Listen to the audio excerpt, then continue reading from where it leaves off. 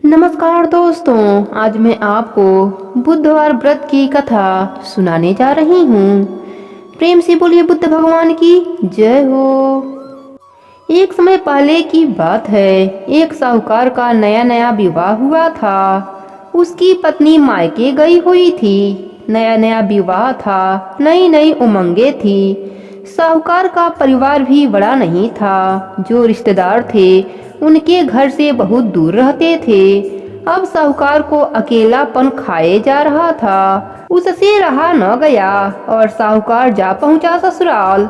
साहूकार में बड़ी आवभगत हुई, लेकिन ससुराल में तो अपने पत्नी से बात करना तो दूर, सूरत देखना तक मुश्किल हो रहा था। अगले दिन ही साहूकार कह दिया, विदाई की तैयारी कर लीजिए, हमें निकलना है। अब संयोगवश वह दिन था बुधवार का। सास ससुर ने समझाने का प्रयास किया कि बेटा, आज तो बुधवार का दिन है। इस दिन बेटी की विदाई नहीं करने का रिवाज है और किसी भी शुभ यात्रा पर बुधवार के दिन नहीं जाया जाता है। लेकिन साहूकार नहीं माना और कहा, मैं इन सब बातों को नहीं मानता, आप हमें जाने का आशीर्वाद दीजिए। अब अपने दामाद के आगे सास ससुर की कहाँ चलने वाली थी। बेटी की विदाई कर दी गई। अब चलते चलते साहूकार की पत्नी को प्यास लग जाती है। साहूकार जैसे ही पानी लाने जाता है तो वापस आकर हैरान होकर देखता ही रह जाता है। अरे यह क्या! उसी की हमशक्ल का आदमी उसके पत्नी के साथ बैठा है।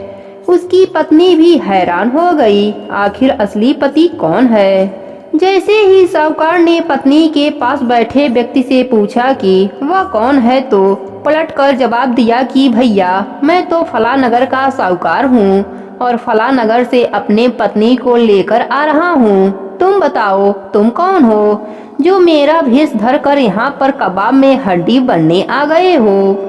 ऐसे बहसबाजी करते करते दोनों में झगड़ा बन गया। उस राज्य के सिपाही भी वहां आ गए, साहूकार को पकड़ लिया। अब सिपाही भी चक्कर में कि दोनों की शक्ल तो एक समान है। उन्होंने साहूकार की पत्नी से पूछा कि उसका पति इनमें से कौन सा है। वह बेचारी क्या जवाब देती। अब साहूकार हाथ जोड़कर भगवान से विनती करने लगा, हे भगवान, आपकी क्या माया है। तभी आकाशवाणी हुई कि मूर्ख, याद कर, कुछ देर पहले ही तूने अपने सास ससुर की आज्ञा न मानकर भगवंत बुद्ध का अपमान किया है और बुधवार के दिन अपने पत्नी को लेकर चल दिया। इसलिए बुद्ध देव तुम्हें सबक सिखाने के लिए तुम्हारे भेष में है। अब साहूकार हाथ जोड़कर भगवान से विनती करने लगा, हे भगवान, आपकी क्या माया है। तभी आकाशवाणी हुई कि मूर्ख, याद कर, कुछ देर पहले ही तूने अपने सास ससुर की आज्ञा न मानकर भगवंत बुद्ध का अपमान किया है और बुधवार के दिन अपने पत्नी को लेकर चल दिया। इसलिए बुद्ध देव तुम्हें सबक सिखाने के लिए तुम्हारे भेष में है। अब साहूकार हाथ जोड़कर क्षमा मांगने लगा। आगे से कभी भी ऐसा न करने का वचन दिया और बुधवार को नियम पूर्वक व्रत पालन करने का संकल्प किया। तब बुद्ध देवता अंतर ध्यान हो गए। तब साहूकार अपने पत्नी को घर ले जा सका। तभी से दोनों पति पत्नी बुधवार का विधि विधान से व्रत करने लगे। जो भी व्यक्ति इस कथा को सुनता है उसे बुधवार के दिन यात्रा करने से दोष नहीं लगता, समस्त सुखों की प्राप्ति होती है। बुध ग्रह की शांति और सर्व सुख की इच्छुक स्त्री पुरुष व्रत कर सकते हैं।